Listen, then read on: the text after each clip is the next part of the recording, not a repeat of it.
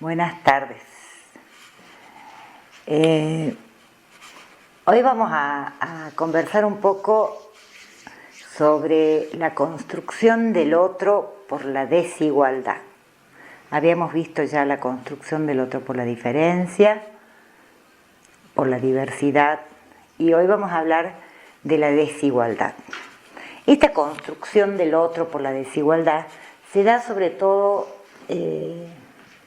de manera posterior a la Segunda Guerra Mundial y cuando se empieza todo el proceso de descolonización, sobre todo en África, en los pueblos de África, y esto plantea como un nuevo desafío a la antropología.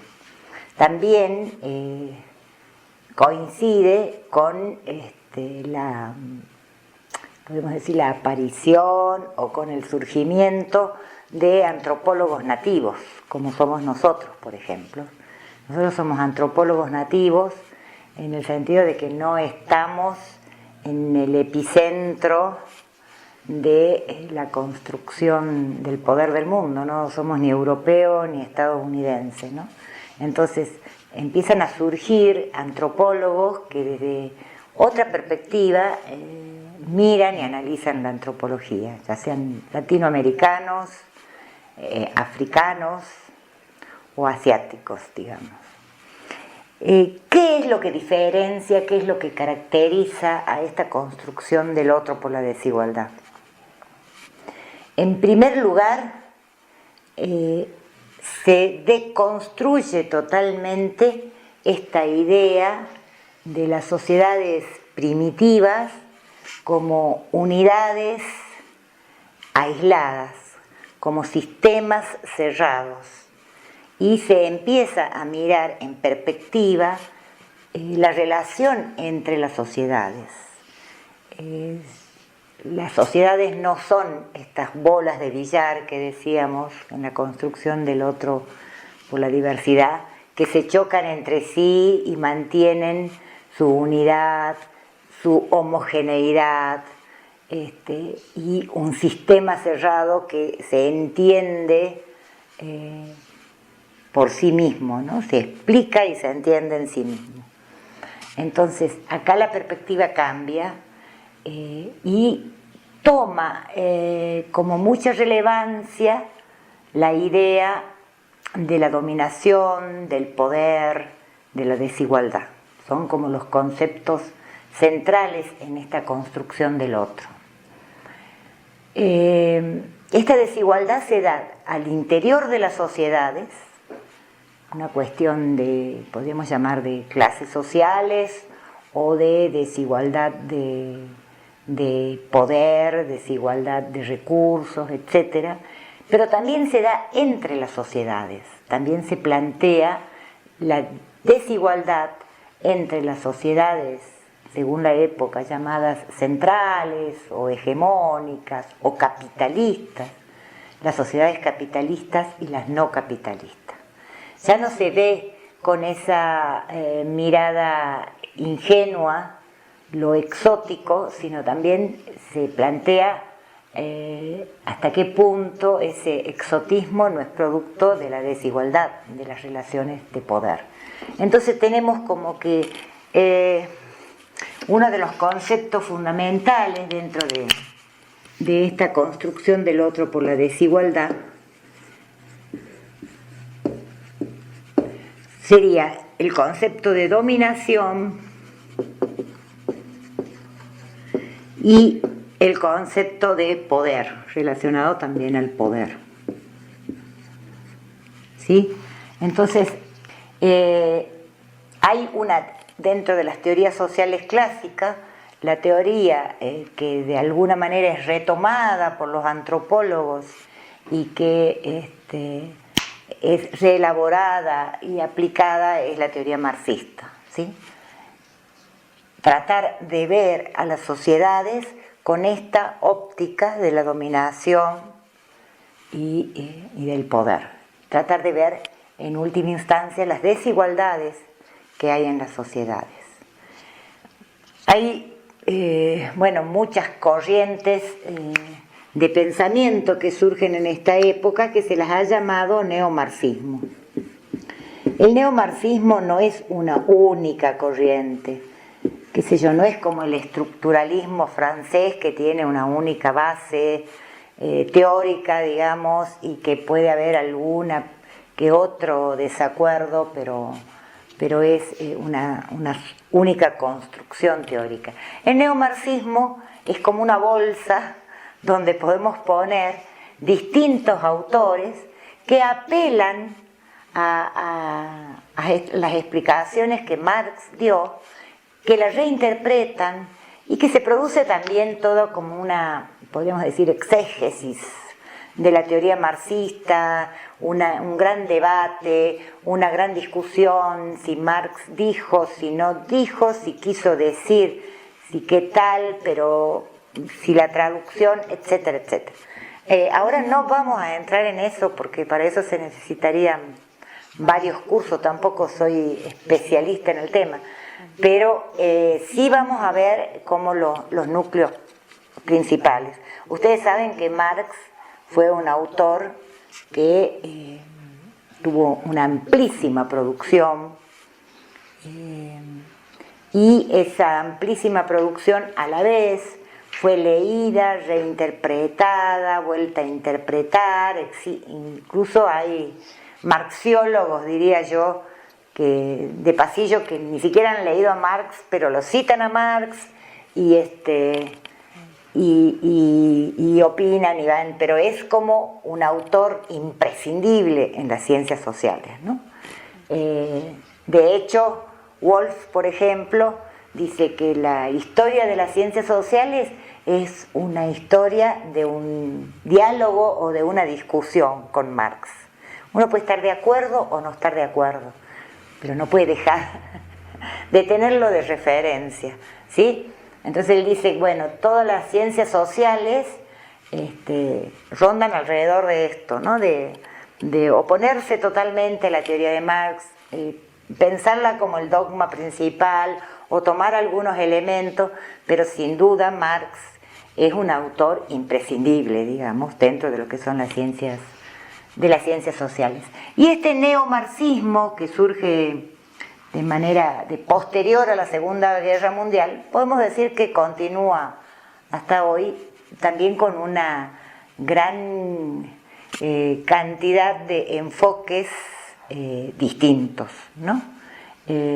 Hay autores como Fanon, por ejemplo,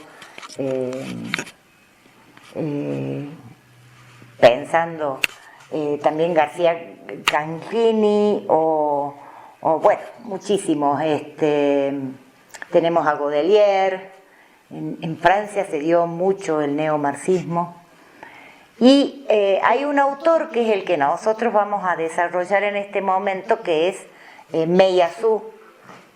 ¿Por qué tomamos Meillassoux? Porque es uno de los autores que toman los principios explicativos de Marx para interpretar el tema del parentesco, ¿no? Da una explicación bastante original del parentesco, relacionándola con los modos de producción. Bueno, pero más allá de eso, hay una cuestión muy básica que tenemos que recordar. Digo recordar porque estoy seguro que ustedes ya lo han visto y ya lo saben. Y es volver a la palabrita mágica. ¿Cuál es la palabrita mágica que veníamos viendo hasta ahora?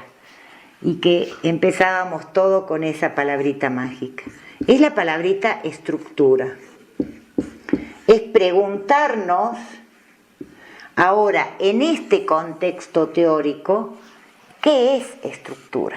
Ustedes recuerdan que vimos qué era estructura para Radcliffe Brown, qué es estructura para Lévi-Strauss, y ahora nos preguntamos qué es estructura en el lenguaje marxista.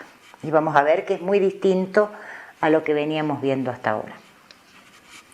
Lo primero que hay que decir es que en realidad Marx emplea la palabra estructura, pero no la emplea muy frecuentemente, ¿no? No es que todo el tiempo esté hablando de estructura, pero sí la emplea en relación a otra palabra que es la palabra base.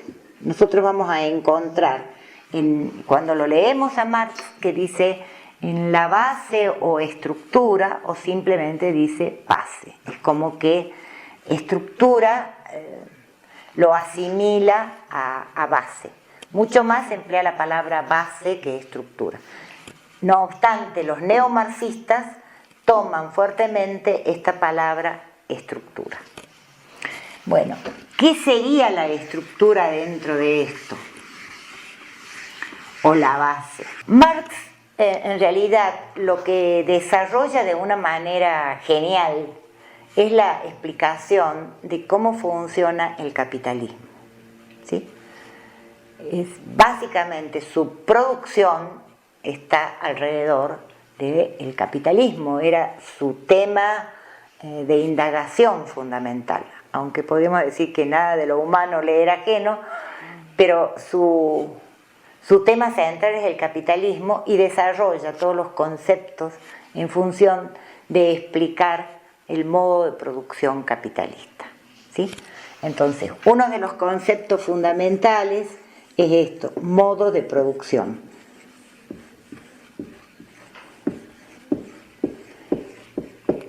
¿Qué dice él?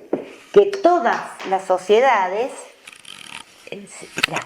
para analizar las sociedades y para entender la lógica de las sociedades y el funcionamiento de las sociedades, tenemos que analizar su modo de producción. Analizar el modo de producción implica, en el planteo de Marx, poder entender cómo se relacionan los distintos elementos de la sociedad entre sí y entender también cómo se desenvuelve la historia. Acá, ya que en todas en los distintos momentos que hemos visto la construcción del otro, hemos hablado de la historia, vamos a decir que para Marx la historia era fundamental, ¿sí? Entonces, porque él lo que hace es tratar de entender cómo se llega al capitalismo, al modo de producción capitalista, cómo es el desarrollo histórico de la sociedad para llegar al modo de producción capitalista, y también en pensar en un futuro, ¿no? En qué va a desencadenar esto. Entonces, dentro de esta visión, ya las sociedades no son un sistema en equilibrio, ya no son un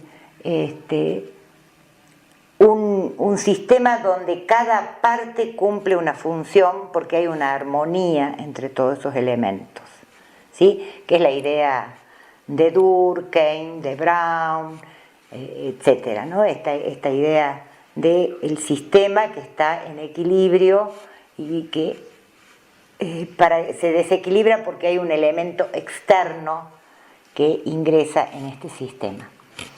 Marx dice, todos los sistemas, todos los modos de producción tienen intrínsecamente una contradicción que en el momento que esa contradicción se desarrolla en su máxima expresión, lleva a un cambio de modo de producción. O sea, la historia es la historia de los cambios de los modos de producción. Todo modo de producción se define entonces básicamente por la relación que hay entre las fuerzas productivas y las relaciones sociales de producción. Eso es lo que se llama estructura dentro del esquema marxista, ¿sí? Tendríamos en la estructura, que es, o la base, como él también la llama, en la base están las fuerzas productivas y que las fuerzas productivas son, podríamos decir, como el desarrollo tecnológico con el que se produce, ¿no? Y las relaciones sociales de producción, que tiene que ver con las propiedades de las fuerzas productivas. ¿Quiénes son los que tienen esas fuerzas productivas?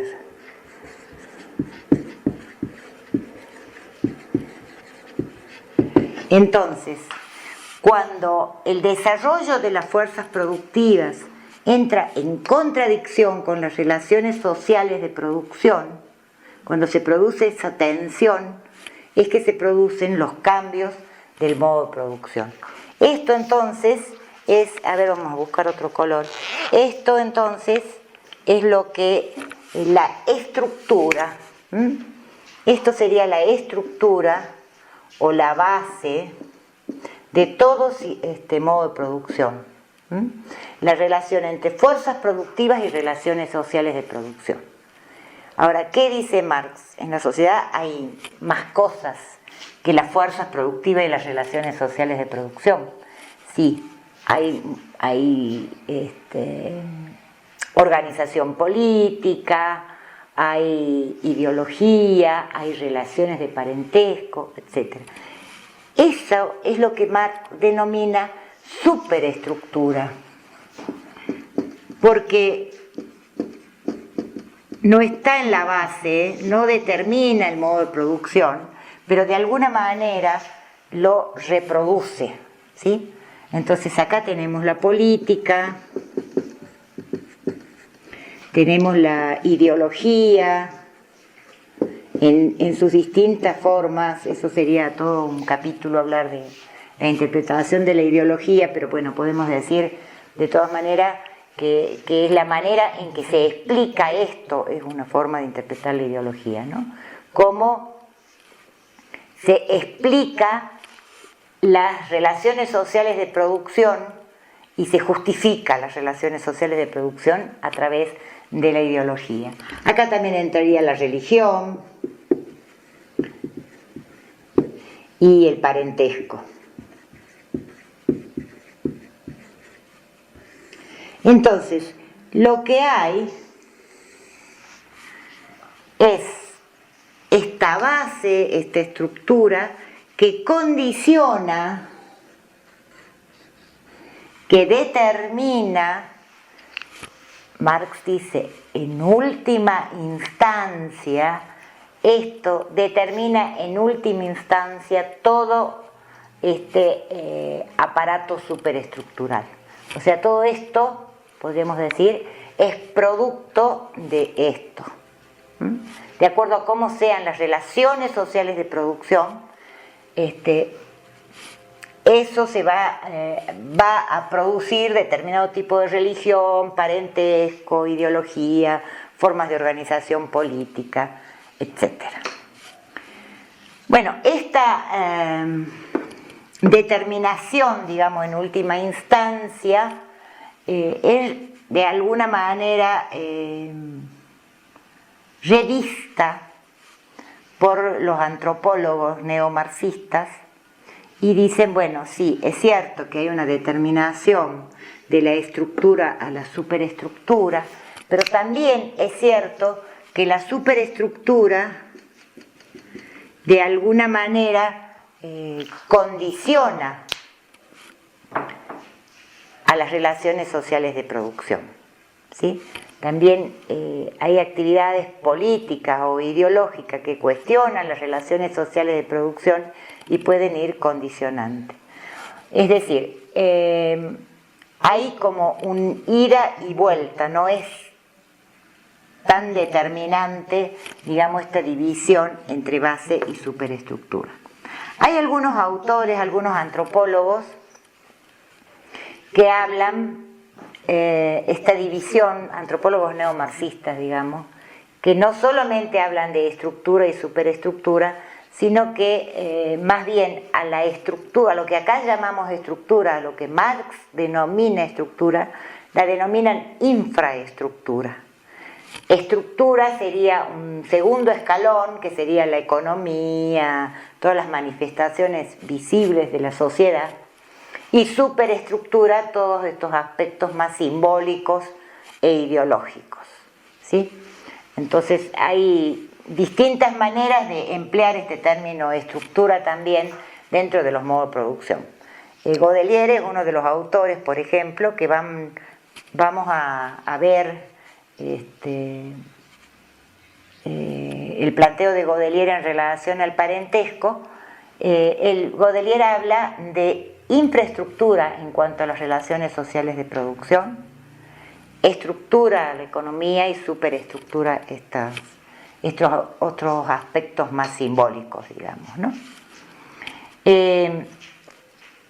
También, aunque no es neomarxista, pero muchos lo relacionan con el neomarxismo, Marvin Harris también habla de infraestructuras, estructura y superestructura. Pero bueno, dentro de lo que es el planteo de Marx tenemos estructura y superestructura. La estructura es la que condiciona en última instancia todo lo que es las superestructuras, que son las formas de organización que tiene la sociedad, la manera en que explica esa organización, la cosmovisión, podríamos decir, la cultura en general, ¿sí? Los aspectos culturales son superestructurales, es decir, están condicionados por las relaciones sociales de producción, la relación entre las fuerzas productivas y las relaciones sociales de producción. En el capitalismo, estas relaciones son básicamente de explotación. ¿Sí? Las relaciones, ¿por qué son básicamente de explotación? Porque son unos pocos individuos los que son propietarios de las relaciones sociales de producción,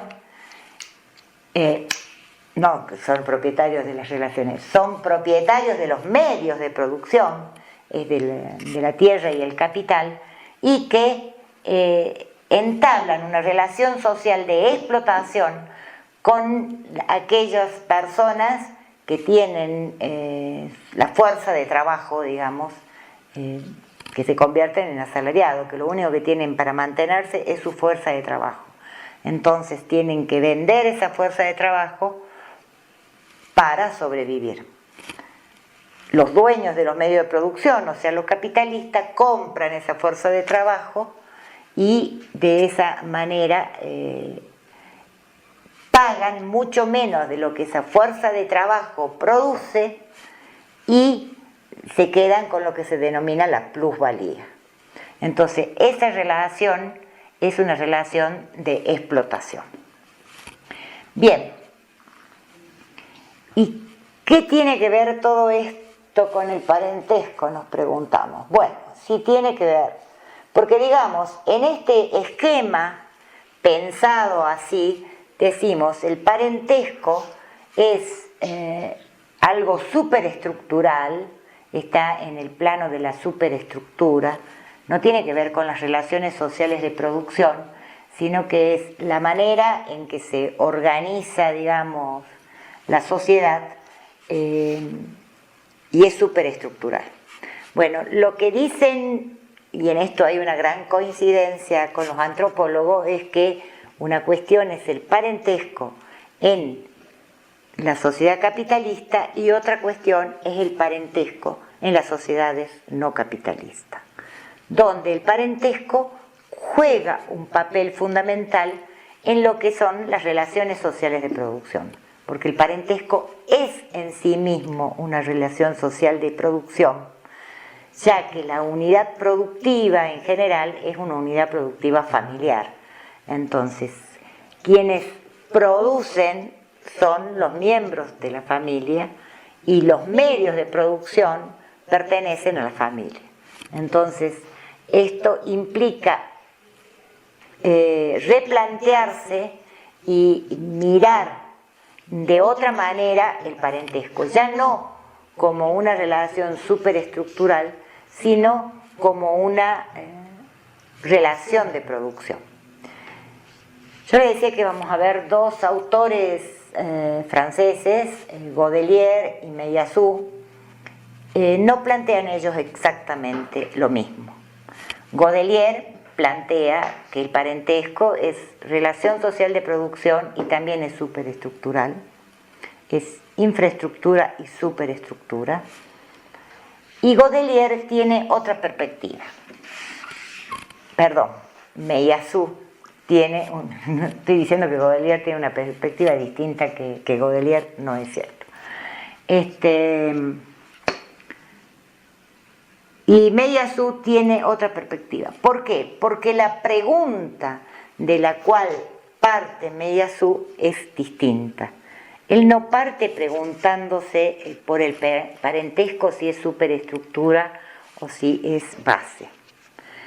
Meillassoux parte de la pregunta de cómo se reproduce la fuerza productiva en un sistema. Dice, Marx explicó de manera genial cómo se reproduce y se produce en el sistema capitalista. Pero da por sentado como si el trabajador, la fuerza del trabajo, se reprodujera por sí sola, como que es algo que no hay que explicarlo. Bueno, Meillassoux parte de esa pregunta. ¿Cuál es el modo de reproducción de la mano de obra, podríamos decirlo? Porque dice, el modo de producción se lo entiende perfectamente con esta explicación de Marx. Pero lo que no queda en claro es cómo funciona el sistema en lo que es la reproducción de la mano de obra. Es decir, la reproducción de los individuos. De qué manera se inserta o se articula la reproducción de las personas, de los trabajadores, digamos, porque la economía funciona siempre en última instancia en base a un núcleo central que son los trabajadores. ¿Cómo funciona esa reproducción biológica del trabajador? ¿Cómo es el sistema reproductivo? Esta es la pregunta de la cual parte Meillassoux.